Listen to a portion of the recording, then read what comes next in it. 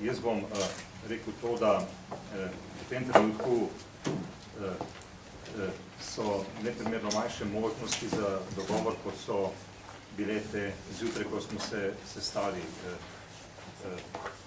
Delodajalci, njihovi pogajalci so nerazumljivo nasprotujejo zahtevam sindikatom, nasprotujejo strokovnim zahtevam, s katerimi res želimo pomagati zaposlenim v teh panogah, da bi ob tej visoki inflaciji na eni strani in vendarle mnogim dobičkom produktivnosti, gospodarske rasti, vendarle lahko zaživeli bolj normalno človeka vredno življenje. V bistvu gre za minimalne korekcije delavskih plač, upoštevaje seveda v prvi vrsti inflacijo, ki je bila v letu 2007.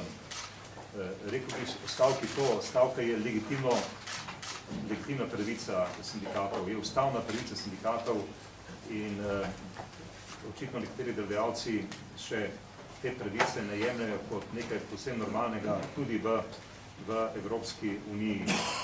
Navsezadnje imamo kar nekaj konvencij mednarodne organizacije dela, ki izrecno dajo to pravico delavkam in delavcem.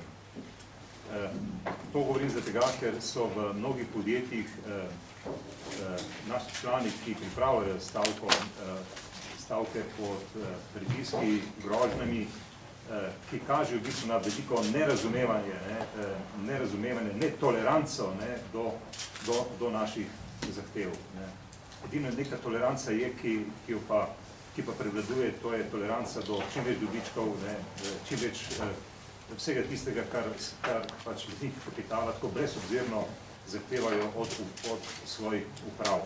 No, pa vendarle, danes je namen, da bi vas seznanili ne ravno za vsem, ker bi za to rabili res dosti časa, ampak vsaj, da bi zaznali in si mogoče zabeležili sredine, kjer pa stavka zagotovo bo.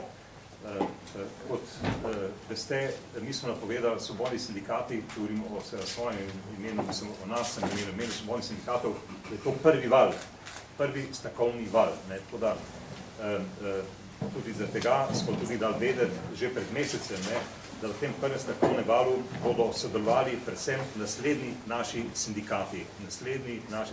Sindikat delavcev trgovine Slovenije, sindikat kemične, nekovinske, gumarske industrije Slovenije, sindikat komunale, varovanja in poslovanja z nepremičninami Slovenije, sindikat tekstilne in tesnjarsko-predelovalne industrije Slovenije, sindikat delavcev energetike Slovenije, sindikat delavcev prometa in zvez Slovenije in pa svobodni sindikat Slovenije. So seveda tudi drugi nekateri sindikati naših, ki so se na ravni solidarnosti podpore vključili v ta stavkovni val, ampak ti, za katere sem omenil, so dejansko nosilci tega stavkovnega